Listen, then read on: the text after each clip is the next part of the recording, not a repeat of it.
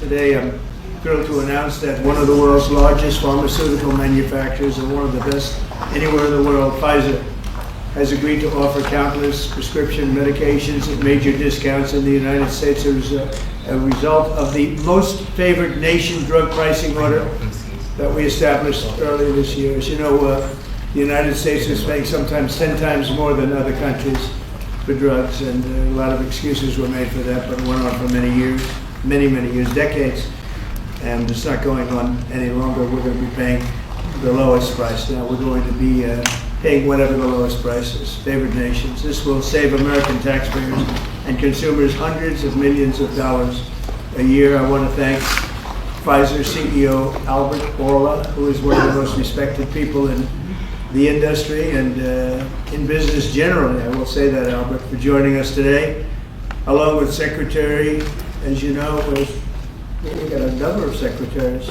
Secretary is Lutnick behind me, I hope. Where's Lutnick? He's over here, sir, to the right. You can get over here. I'm looking for Lutnick. Our great Secretary of Commerce. Good, I'm glad you're here. You would have been in trouble. Howard Lutnick, great. Secretary Robert F. Kennedy Jr., CMS Administrator, Mehmet Oz, Medicare Administrator Chris Plump, and the FDA Commissioner Marty McCary, and I just want to thank them all. They've been working hard on many things. I think this is one of the biggest medical announcements that this office has ever made, because we're talking about price reductions, as you'll see in a couple of minutes, that are incredible. For many years, Americans have paid the highest prices anywhere in the world for prescription drugs. They paid far more, 10 times, 13 times, 15 times more than other countries for the exact same product. A major reason is that the American consumers have been subsidizing research and development costs for the entire planet. They put all of that on us, and yet they were the beneficiaries too. So it's being changed as of today. The United States at just 4% of the world's population and consumers, only 13% of all prescription drugs, yet pharmaceutical companies make 75% of their profits from the United States. So think of that. We have 4% of the market, 13% of prescription drugs, and yet, Albert, I didn't know you were that violent. I'm surprised you're agreeing to this. I'm getting with it. No, he's doing the right thing. Thank you. And yet they make 75% of their profits from the American customers, so it's something. That's why I signed an executive order combating this practice, and we signed it very happily a little while ago. Today, Pfizer is committing, as will other drug companies as we go through the weeks, but Pfizer is truly one of the biggest in the world and one of the greatest in the world. Today, Pfizer is committing to offer all of their prescription medications to Medicaid, and it will be at the most favored nation's prices. It's going to have a huge impact on bringing Medicaid costs down like nothing else. I told you that in my first term, I was so proud of the fact that for the first time in 28 years, drug prices came down. And I had a news conference that I explained it was 1/10 of 1%, but it was down. And here we're talking about, in one case, over 1,000%.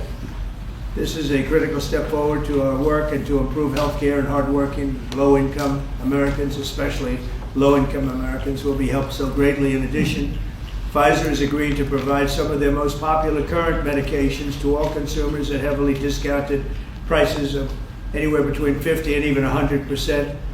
And that's off the price.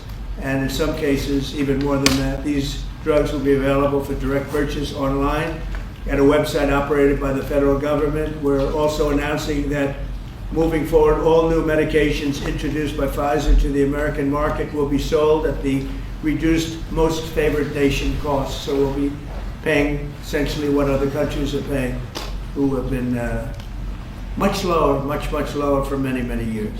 Furthermore, Pfizer will invest $70 billion to reshore domestic manufacturing facilities. In other words, they're going to bring a lot of their facilities to make their drugs and make what they make, their product. They're going to make it in the United States. I appreciate that $70 billion investment and fund research and development right here in America.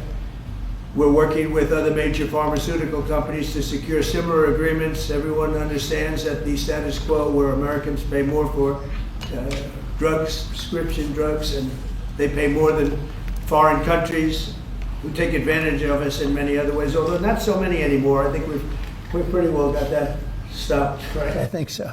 We've stopped that, but they took advantage of a lot of other presidents, that I can tell you. But we're making this pay to be very unacceptable, what they've done in the past. That's why my administration has also taken historic action to investigate the unfair and discriminatory trade practices of other countries that extort our pharmaceutical makers to shift costs onto the American consumer.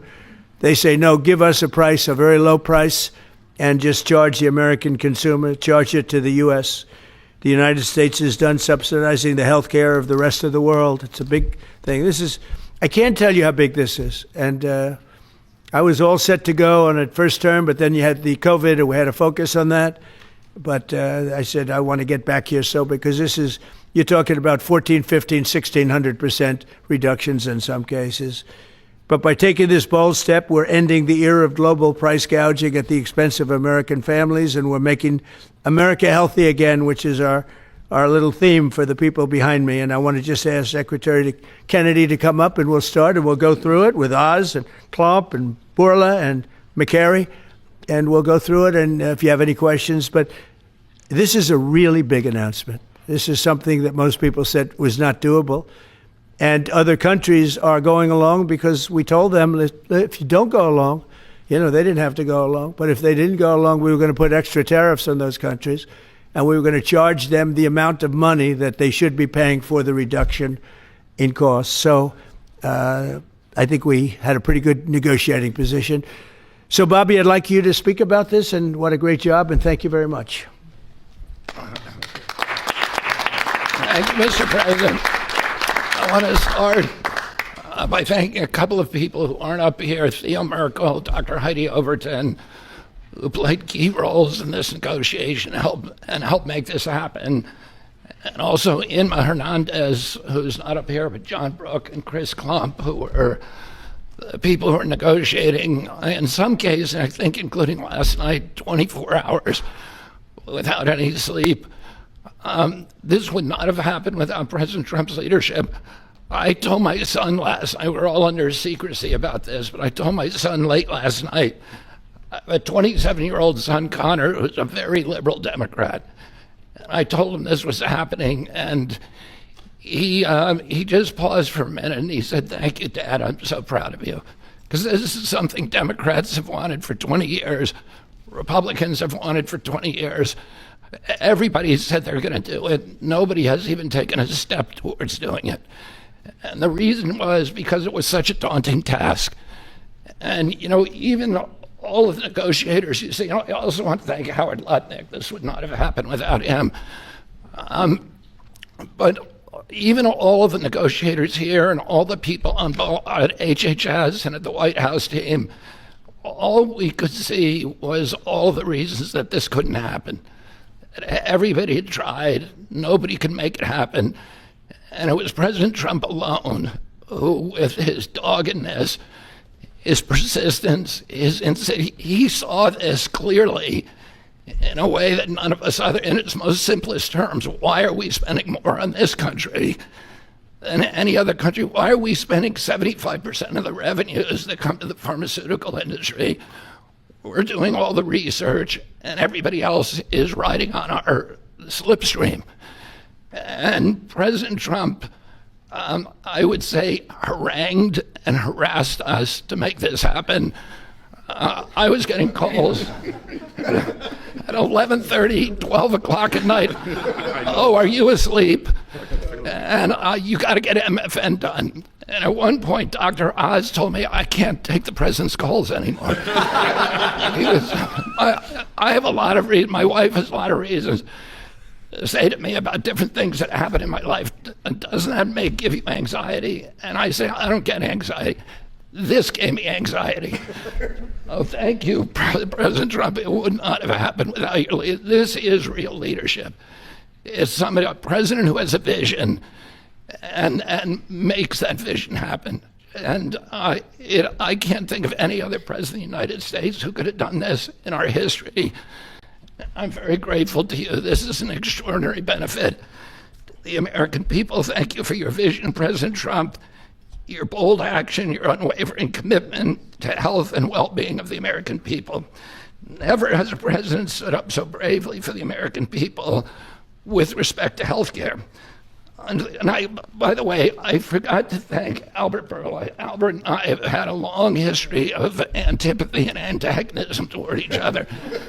But I have to say his leadership in this took tremendous courage. And he really created a template for corporate responsibility, for putting public health ahead of his individual interests. So I'm very, very grateful to you for that, Albert.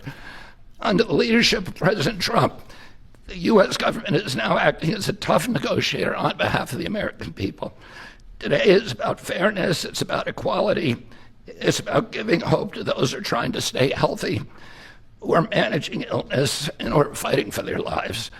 We refuse to make the most vulnerable citizens continue to pay an unthinkable price for the world's pharmaceutical breakthroughs, which we pay for.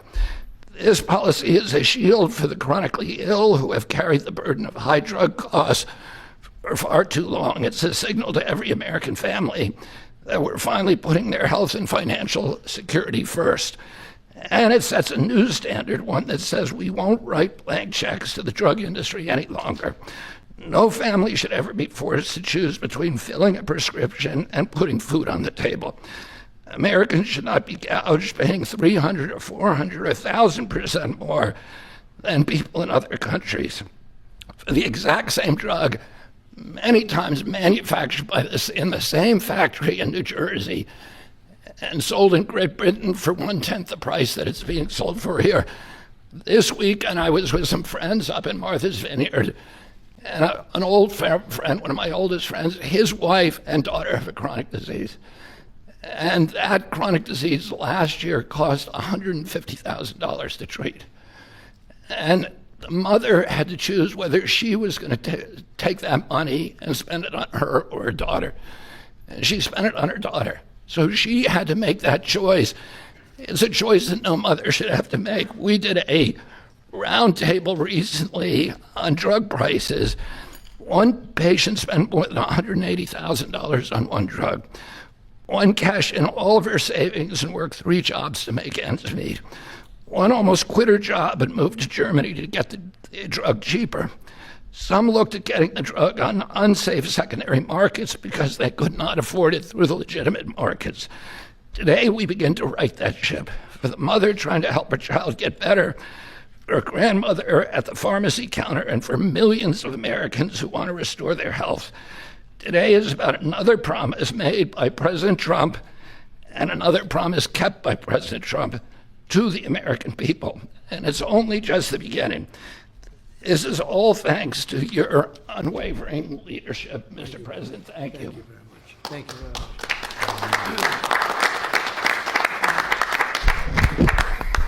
much. There is a fine line between vision and hallucination. People have to follow you for it to be a vision. And President Trump, you made a lot of people following you on an idea that most people thought was not possible, even remotely. And when we have that shared vision, and I'll speak to some of the people who are involved in this process because it was an incredible effort that gives me great pride to serve in this administration. And the fact that it did not leak is also an issue of pride for us because these were tough challenges. And Albert Bourla looks very calm up here and cat-like, but he is ferocious when you get him in a negotiating room. This is true for all the pharmaceutical companies that we are negotiating with. And Secretary Kennedy, my son Oliver, who I told about this deal as I was walking over here, is a Republican. And you know what he said? Thank you for making us proud. Because it's not just a Democratic problem, it's a Republican problem. This has not happened before. And it took a crusader like President Trump, with the support of Secretary Kennedy, Secretary Lutnick, I see the vice presidents here as well, just unwavering, dogged pursuit of change. And now I have to admit that I know the president has me on speed dial, and most of the time when he would call me, as Secretary Kennedy alluded to, it was about MFN, and he always had reasons why we needed to go faster, why people were being hurt today, because we're allowing the kinds of pricing that had been tolerated for so many decades in America. The time of the day didn't matter, the day of the week didn't matter, and that's how the president was functioning. This was such an important part of what he saw as his legacy, which is why it brings such pride to all of us up here and many others to deliver it. And the laser focus that the president had on this, which he shared with me the day that I was nominated, that he nominated me for this position, and has reminded me frequently since, made it a top priority for us as well at CMS. Now, to do this, you have to have tactics, not just vision, but tactics. And the first tactic the president shared was to introduce me to Albert Bourla. He took us to dinner with Secretary Kennedy, and he argued, and he's a great deal maker, as you know, that if you're going to make a deal of this scope, of this nature, you need trust. So the president lit the kindling. He got the embers going, but he needed us to nurture that beginning of a fire so they would blaze into what today we can announce as the grand deal, one of the greatest ever, certainly in the space of pharmaceuticals. I gained to respect Albert, and I'll tell you why in particular. It was because he recognized the dangerous problems facing so many Americans, that they had to choose between taking medications prescribed by their doctor that could be life-saving or shopping at the grocery store, paying for their kids a fundamentally important need that would be squeezed out because they couldn't compromise on drugs, or often worse, they compromise on the drugs. 1/3 of all prescriptions are not filled in the pharmacy because of this. We talked through the winter. We talked through the spring. We talked through the summer. And we got nowhere. We stalled. The industry is powerful. They're important. They have smart people. There's no reason for them to give the numbers that the president is articulating today. And you see these numbers on the charts around us. These are massive wins for the American people. But the president in July demanded, after the executive order, that manufacturers make a firm commitment and to lower prices or else. And it sent shockwaves through the industry. It got the ball rolling again. Our talks with Albert heated up, but it wasn't until last week, if you want an inside story, it wasn't until last week that we made a major breakthrough. And our hardworking team embarked on a remarkable story that I think books will be written about, 24/7 nonstop with industry, with Albert, with his great team at Pfizer. And with this partnership, we began to deal with the fundamental challenges we have, which is protecting medical advances for the future while at the same time securing the prices Americans want today. We're going to continue to stimulate and strengthen innovation. That's what a great country does, and we are a great country with a great leader. We're going to protect the U.S. hegemony in R&D. We dominate the planet in discovering cures for illnesses. All those orphan ailments, all those remarkable advances, they come from research labs here with companies like Pfizer and other great ones in the pharmaceutical space. We're going to lead in the life sciences. We're going to lead in ideas, and we're going to make sure that we do all that while we're being fair to the American people, especially our most vulnerable. We're going to finally deliver on the fair drug prices that President Trump has been speaking about for 2 terms. We're going to celebrate this historic day, I predict, this historic day in the medical field for generations to come. The heroic negotiators that I do feel compelled to mention, and Secretary Kennedy kindly also mentioned their names. Some of them can't be in here because they're busy negotiating future deals. Inma Hernandez-Delso, John Brooks, who's a deputy administrator of mine, Theo Merkel, who is in the back and tall and hard to miss with DPC, and Corey Ensslin with the same group, did a spectacular job, and Don Dempsey at OMB. Just wonderful human beings, worked tirelessly to get this done. We were able to secure this first MFN deal, and the president touched on this, but we have much more to come. You'll be hearing breaking news from the president for the rest of the fall. And Mr. President, these brilliant minds are here because of you. Now, I don't want to just pay homage to this. I want to actually speak this a little bit. The passion to protect the American people brings top-tier Americans into the government. We've created a powerful administration with the president's leadership, an administration of winners. People who get things done. They see the generational opportunity to fix the biggest problems our nation faces. And the person who led this negotiation, Chris Klump, embodies this seal.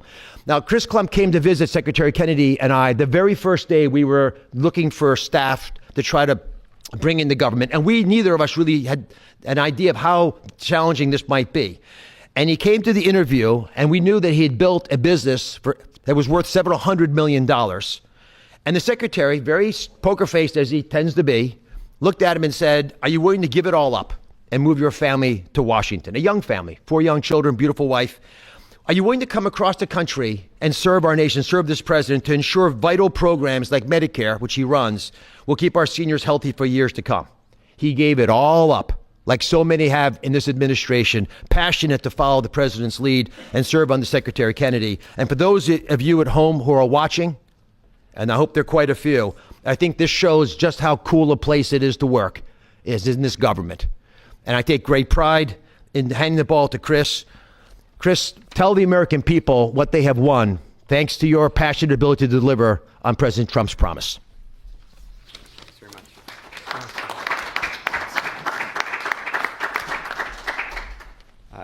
Thank you, Mr. President. You have enabled something that as recently as last night, nearly everyone has said was impossible. And Secretary Kennedy and Administrator Oz, thank you for having trust in us as a negotiating team to drive this forward on behalf of the American people. It is an absolute honor and privilege. And Mr. Borla,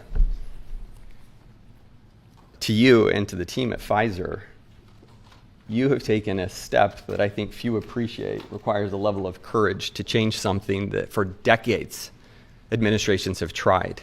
And there was no incentive rationally for you to do, and yet you've done it because you recognize the opportunity to align your economic interest with the social interest of the American people, and we are grateful. Today is historic, as has been discussed. This is a major win in the battle for affordable health care and affordable drugs. As the president said, on average, we pay nearly 3 times what the rest of the wealthy world pays for branded pharmaceuticals. And yet we derive more than 50% of global R&D, 50% of revenues, nearly 70% of profits. It's unjust. It's morally unjust. And when this happens, we stifle innovation and we limit access for the most vulnerable people across the planet and in America who need these medications. And so the president directed us to make deals. That's what he does, and it's what we do. And all great deals, and this is a great deal, are rooted in principles. And this deal was rooted in the principle of fairness.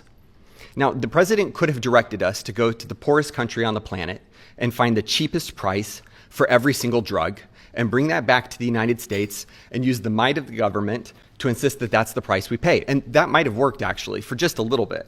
But very quickly, it would have utterly destroyed innovation in pharmaceuticals. It would have destroyed American primacy in building life-saving medications. There are nearly 20,000 known diseases on the planet. We have treatments or cures for far fewer than 10% of them. So that would have been a bad strategy, and it would have limited access to those who need those medications the most. But he didn't call for that.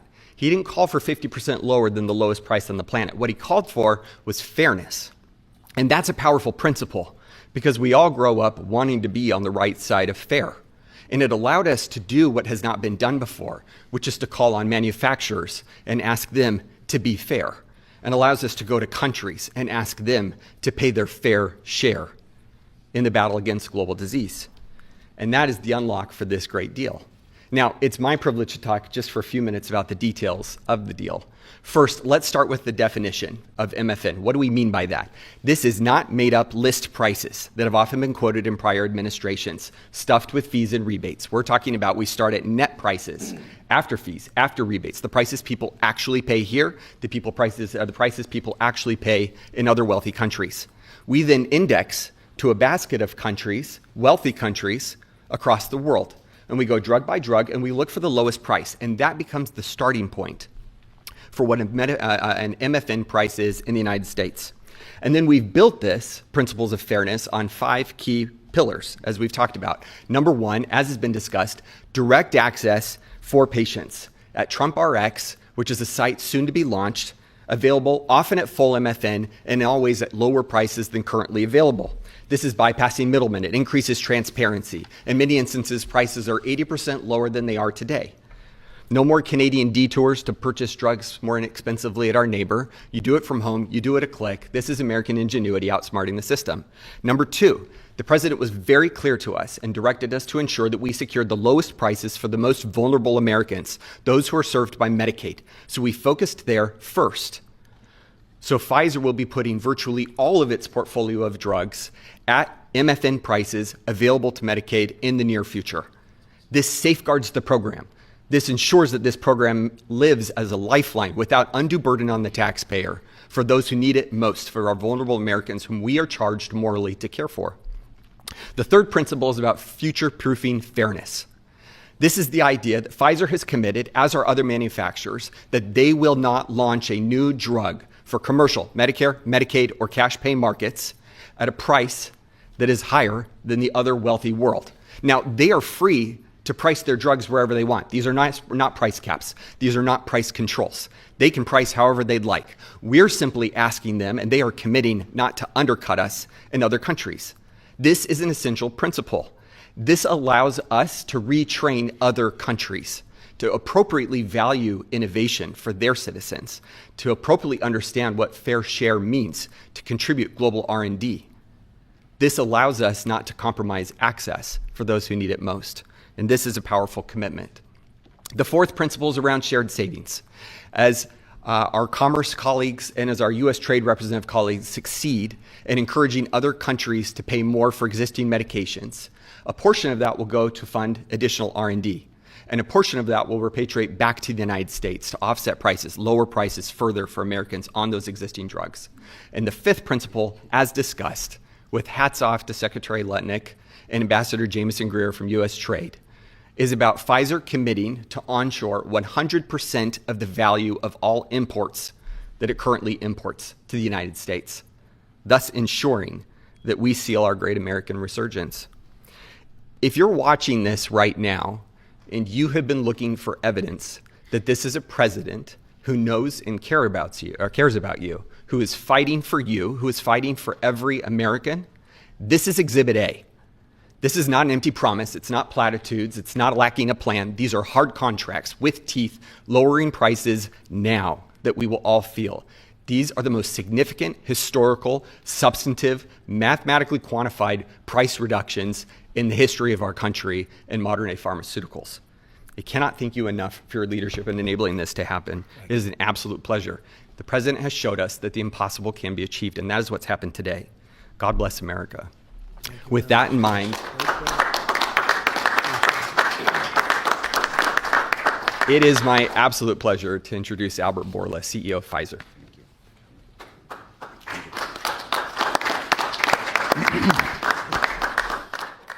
Mr. President, what an honor to be here today in this office to announce a landmark agreement. I think it's an historic day. Is this the coolest office? He has a beautiful office, but the Oval is the coolest, right? What do you think? I think by far. And I have seen other presidents' offices. There's nothing like that. Yeah, it's good office. Yeah. So it's an historic day because I think today we are turning the tide and we are reversing an unfair situation. For years, other rich nations refused to pay the fair share for the medical innovation. And as a result, Americans had to assume disproportional cost on their shoulders. This situation, we all knew, is not sustainable. This situation is a situation that many wanted to change, but no one could. This is changing today with this agreement. In July, the president sent to me and other heads of pharmaceutical companies a letter. And over there, he articulated 4 specific requests. These requests, it was obvious to us, were designed to lower drug cost in the America in different ways, each one of them. And altogether, holistically, to have synergistic effect in the impact that that will have in the US healthcare cost and patients. With this deal that we signed today, we satisfied all 4 of President's requests, all 4. The big winner of this deal clearly will be the American patient. There is no doubt about it. They are the ones that will see significant impact in their ability to buy medicines. But I would argue that it is not the only winner. I think who else is a winner here? It is American innovation and American economy. In our industry, we had 2 major overhangs that have substantially reduced our valuations and create concerns for us in our ability to invest. We are addressing both of them right now, and I will speak about them. The first one was the uncertainty of tariffs. Because President is absolutely right. Tariffs is the most powerful tool to motivate behaviors, Mr. President, and clearly motivated ours, right? So, by this agreement that we did, we commit to onshore the production of our medicines that are consumed in the US and are made outside the US, And for that, we are ready to unleash our investment portfolio in this country. And the President graciously gave us a 3-year grace period that we will not be subject to the 232 tariffs, as long as, of course, we move the products here. That's one. The second overhang in our industry was this uncertainty. What will happen with the framework of pricing in the country? Because this uncertainty, it was what was holding people from investing in the pharmaceutical industry, which resulted in significant reduction of our multiples. Actually, our multiples are at historical low. Well, now we have clarity about what is the framework for the US pricing. Read the letter of President Trump, read the 4 points, and this is the framework. And we will abide to that, and going forward, this is how things will be priced in the US and abroad. We are ready to invest, as the President also mentioned, $70 billion in the next few years from Pfizer in manufacturing and research in America alone. I really think this is an historical moment because also I can put that behind us and focus on the things that I want to spend my time, cancer treatments, to bring better obesity medicines, to bring better vaccines, to bring things that people value. And thank you for allowing us to do that. I want to thank Secretary Kennedy. I want to thank Secretary Latnik. Your leadership helped us to pull that together. You are the mastermind of everything, and without the brilliant way that you designed the whole thing, we wouldn't be able to make it happen. But you were even more brilliant because you had someone in your team that he was the driving force behind everything. And I don't have words to thank you for your integrity. And it is what you have said. We created trust from day one. And that was the most important thing that allowed us to be able to pull very difficult negotiations. Of course, also I want to thank the US trade representative, who is also heavily engaged, and he's probably the first trade representative that I have seen that cares about our industry and cares to do something about unfair situations out there, but more than anyone else. Mr. President, I want to thank you, for your leadership and, frankly, for your friendship. Thank you. Albert, thank you very much. Great job. Great job. Thank you, Mr. President. The growth of drug spending, that is, the increase in drug pricing, is the fastest and biggest increasing area of healthcare spending. So today's announcement has incredible implications for healthcare spending in the United States. And today marks the beginning of the end of the Great American Ripoff. And it also marks the beginning and the end of a great American tragedy, something I've seen as a physician at the bedside.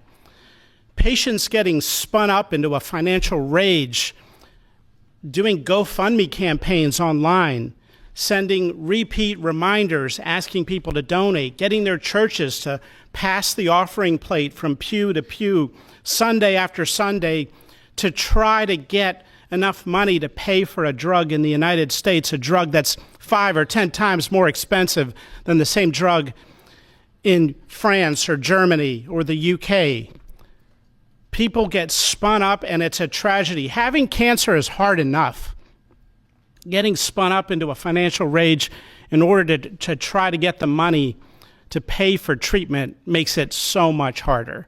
37% of people who go through cancer care say in the end that the financial toxicity makes them want to avoid or delay care in the future. That is, they're done with it. They're done with the system. That's how toxic financial toxicity can be. And for what? For what? So the U.S. can finance the R&D of the world? Well, that ends today, thanks to President Trump. So we want to see R&D. We want to see American pharmaceutical companies thrive. We want to see pharmaceutical companies that do business and manufacture in the United States thrive.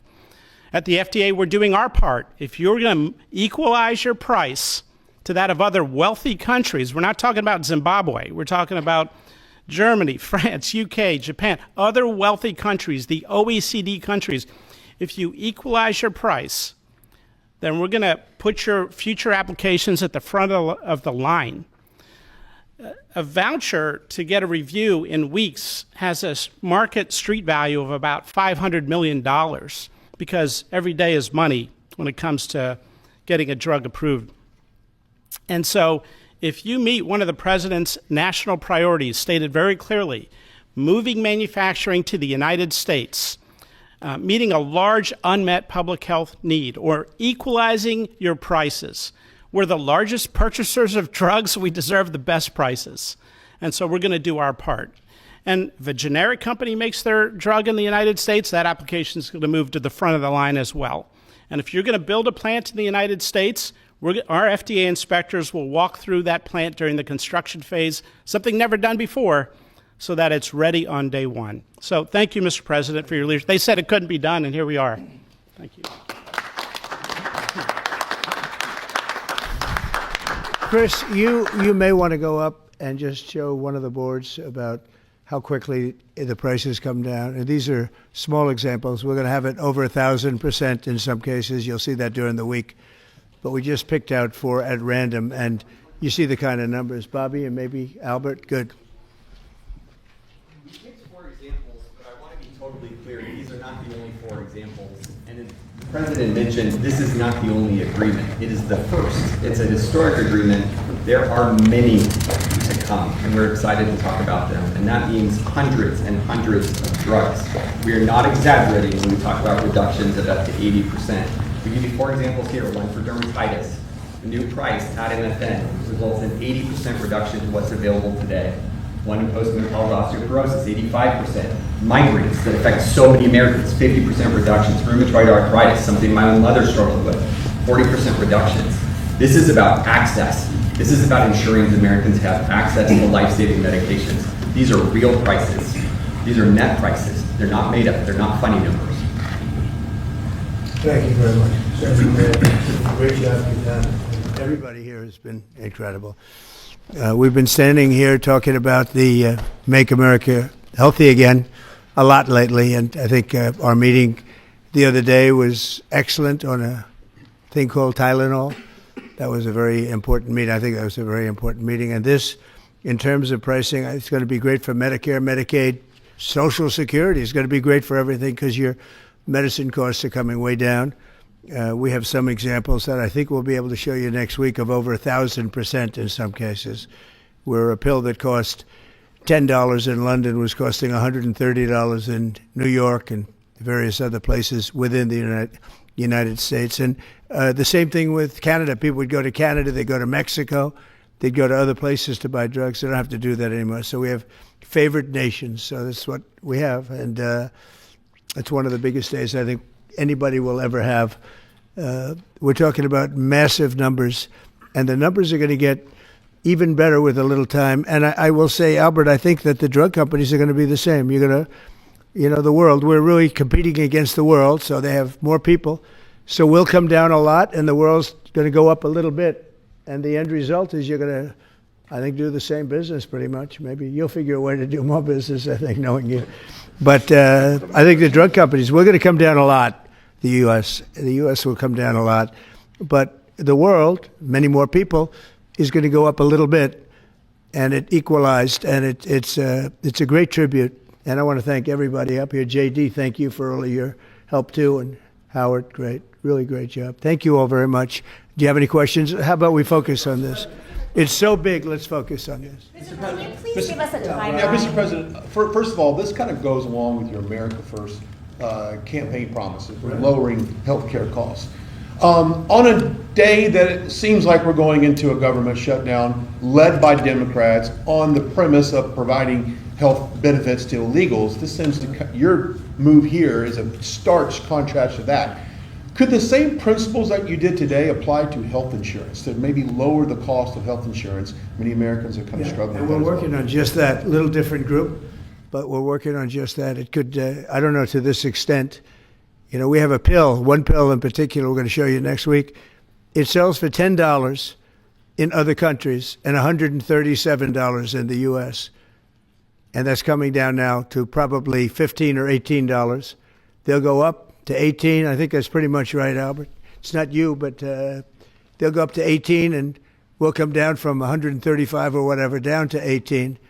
I mean, that's a massive number. Remember, I was the one that held a news conference because I lowered drug prices by 1/4%. I think it was 1/8 of 1%, but it was the only one in 28 years that brought drug prices down for the year. But it was a very small number. Now we're talking about, you're going to see one over 1,000%. Look at these numbers. So, and this has a big impact, even on the discussion that we'll have with Chuck Schumer, who was here yesterday, along with a very nice gentleman who I didn't really know. You know who I'm talking about. The two of them came and we had a good discussion, and we're going to see what happens. We're going to see what happens. But this has a huge impact on that because these numbers are going to bring Medicaid. We talk about Obamacare. Obamacare is a failure. Obamacare is not good. It's there, but relative to other health care programs, it's in the lower 20%. It's not good. And I asked the Democrat representatives, what do you think about coming up with a better health care? This actually allows you to do that because the cost of prescription medicine is a very big, more than 50% the cost of what we're talking about. So we might be able to do something like that. This is one of the biggest news conferences from a medical standpoint that I think has ever been had by any administration. Yeah, please. Thank you. I'm curious, where are the other companies other than Pfizer? Are you expecting them to come later? They're all with us. And I was honored to have Albert be the first. He's done a fantastic job with, as you know, with the COVID.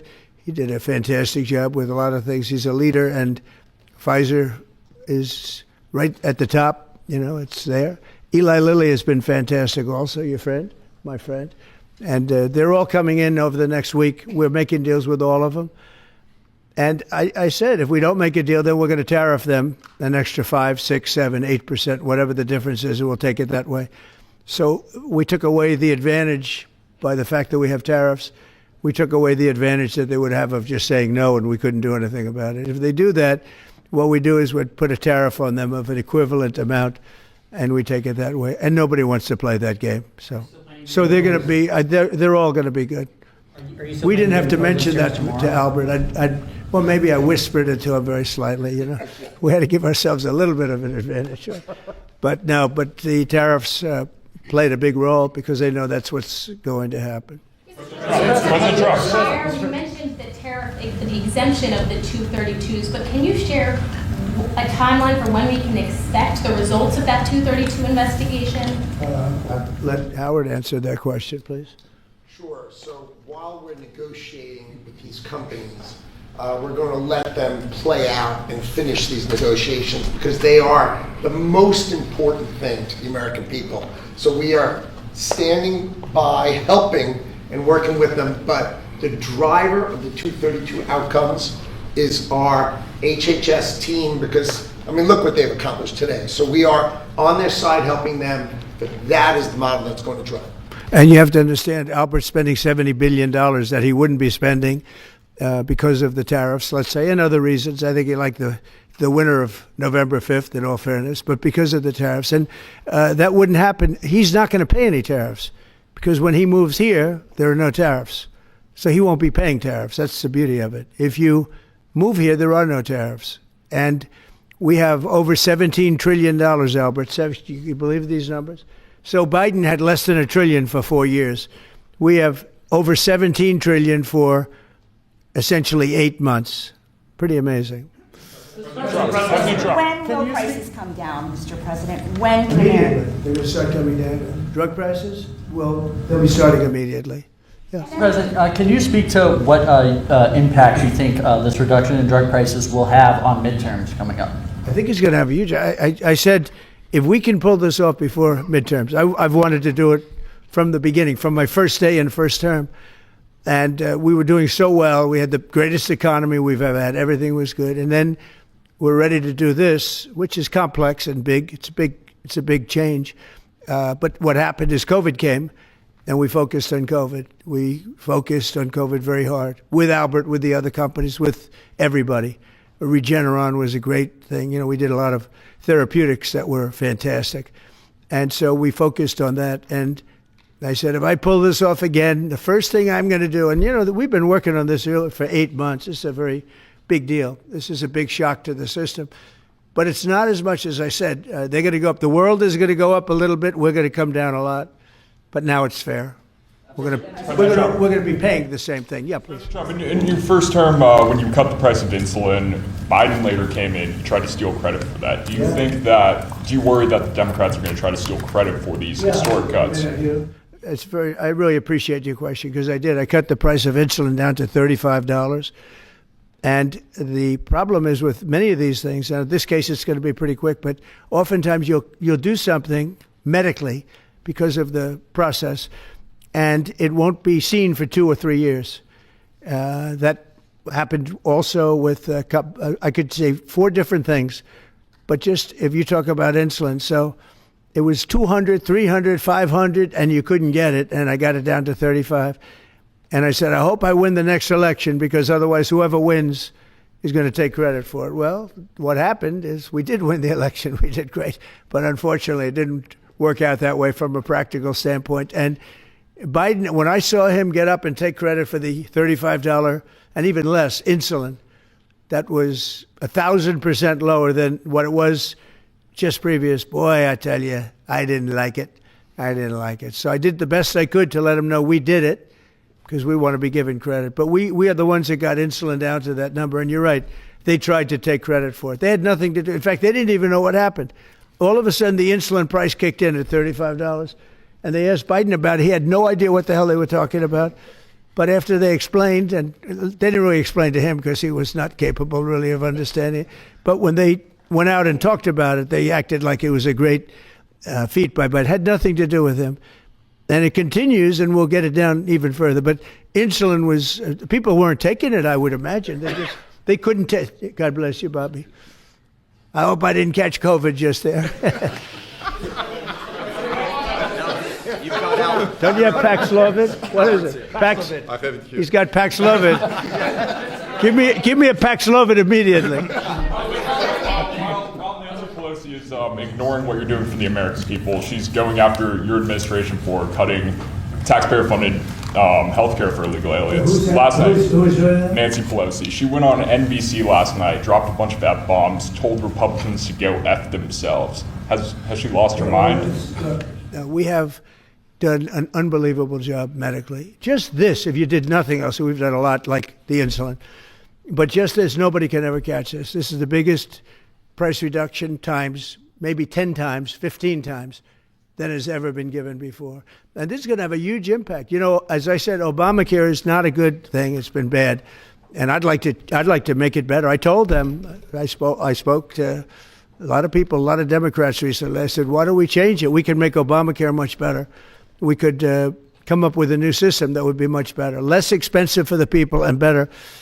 This is maybe the biggest breakthrough, because when you're talking about the prescription drugs, that's a big part of it. So we're going to look. This is prescription, but we're going to be looking at that. We could come up and through this whole thing, because I don't know, we'll probably have a shutdown, because one of the things they want to do is they want to give incredible Medicare, the Cadillac Medicare, to illegal immigrants.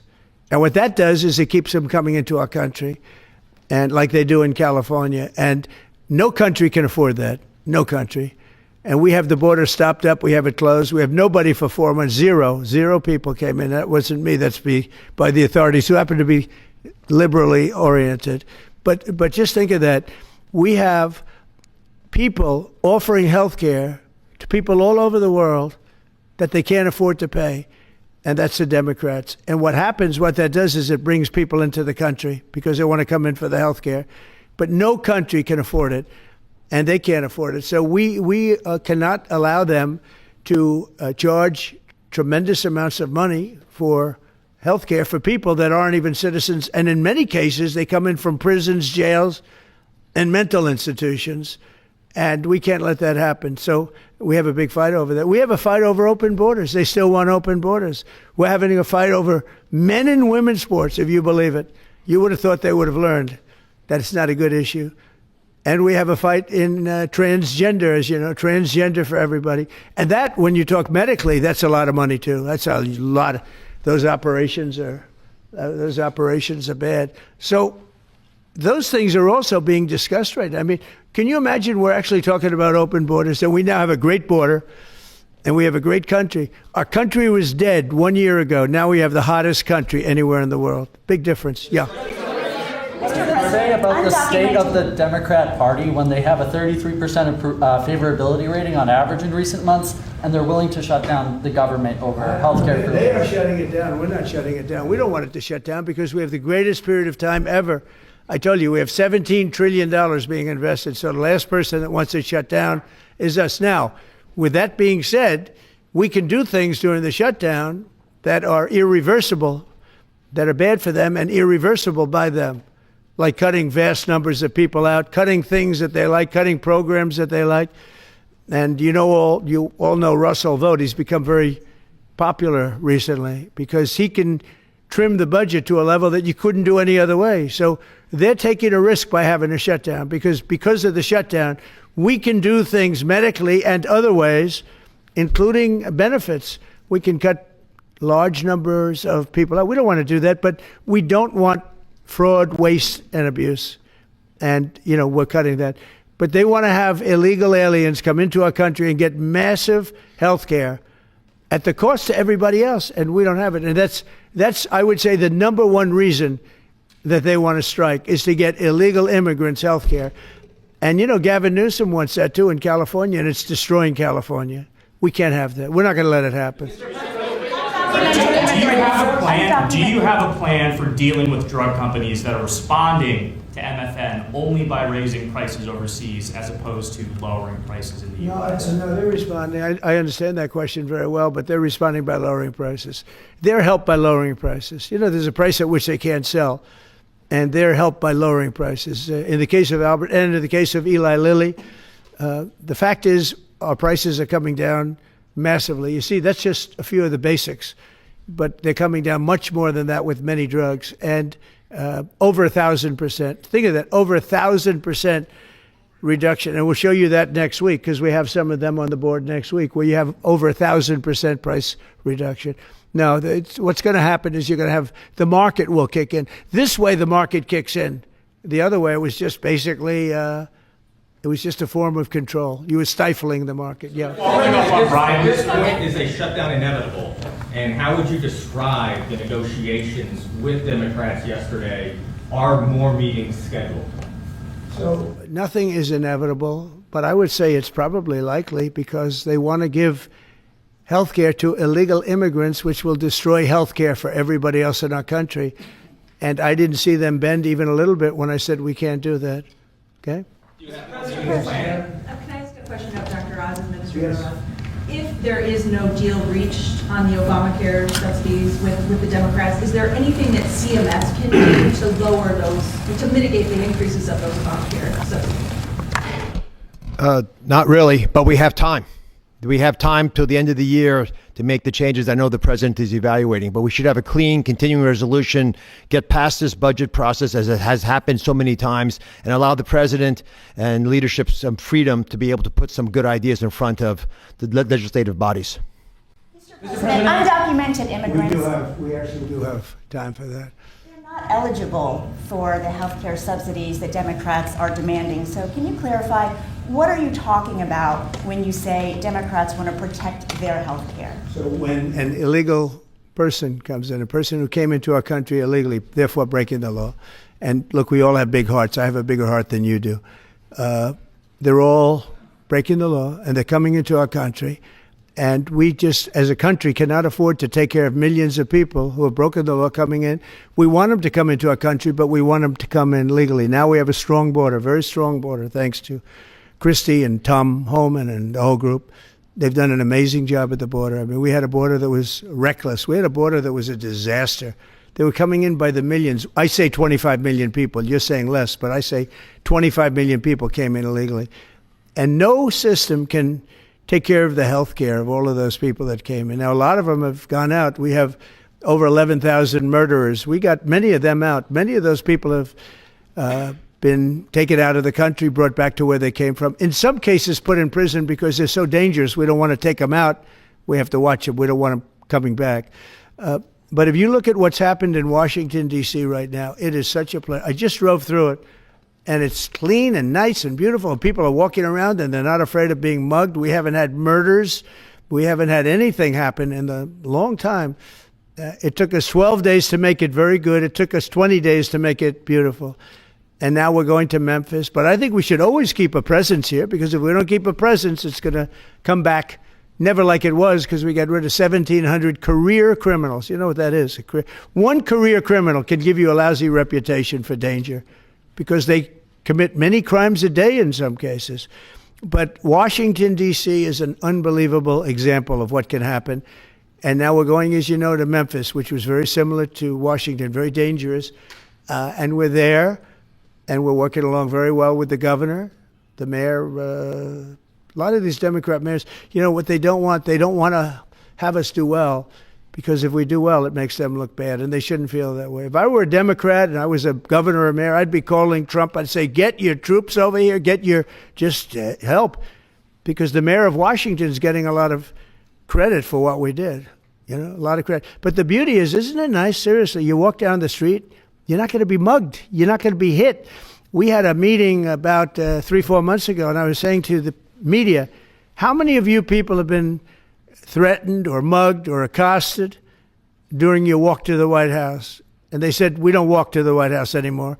But the answer was, remember, Brian, almost everybody's, look at this guy. They even attacked this big, strong guy, right? Didn't you get attacked?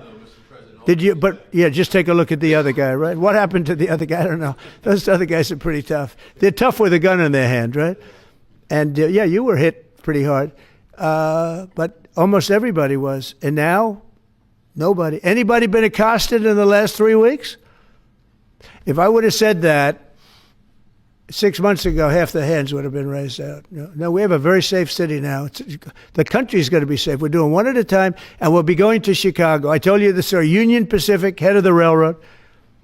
He knows this country very well. Started off as a very low-rung employee of the Union Pacific. He's now chairman. He came to me and he said, sir, save Chicago.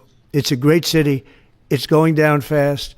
They had 11 people killed over the last couple of weeks. 11 people killed. 48 shot. That's not a city. It's a war zone. There's no city in the world like that. And then we have to listen to this Pritzker get up. I know him well. They threw him out of his business, and the family threw him out of the business because he's a loser. But we have to listen to Pritzker get up. He should call me and say, get the troops in. You ever hear that? 11 people over a week and a half killed. And I think it's 48, when you add it up, 48 people shot. And then I have to listen to a governor say how nice it is. It's a wonderful experience. Now, what is a wonderful experience is D.C. People are eating in the restaurants. They just opened 2 new restaurants, which hasn't worked in years. And we had it pretty good 4 years ago. We were just getting ready to do this, but we did it right. And, we have a big victory in the Supreme Court. It's called merit. And so that includes the military. Our soldiers, did you see what they look like? These guys, they look like serious soldiers. They weren't playing games. And they went in there and they did a fantastic job. And Washington, D.C. is now a beautiful, safe city. The restaurants are thriving. The people are walking down the street holding their husband or their boyfriend's hand, and they're not worried about being raped or mugged or shot at. And it's been an amazing thing. And we'll do that in every city. We'll do them sort of one at a time. We'll do a couple at a time. And we have a tremendous force because, as you know, in recruitment numbers, when we put out, 2 years ago, when Biden would put out recruitment, nobody would join. Nobody wanted to be in the military. Nobody wanted to be police. It was just announced this morning. You probably saw my speech over with the military, with the generals, admirals. Record numbers of people signing up for the Navy, the Army, Air Force, Marines, Coast Guard, Space Force. I love Space Force. That was my baby. But we have record numbers of people signing up, and that includes police department, fire department. So, it's been an amazing thing. Well, we're going to have another meeting next week on this. We have another great company coming in, similar kind of numbers. But we're going to show you some 1,000% drops in prices. There has never been anything like this in the history of medicine. and it's an honor. And Albert, I want to thank you, and I want to thank everybody behind me, because you are a great team. We have a great team. Everybody says you have a great cabinet. It's a great team. So thank you, Bobby. Thank you very much. Thank you, everybody. What's the company next?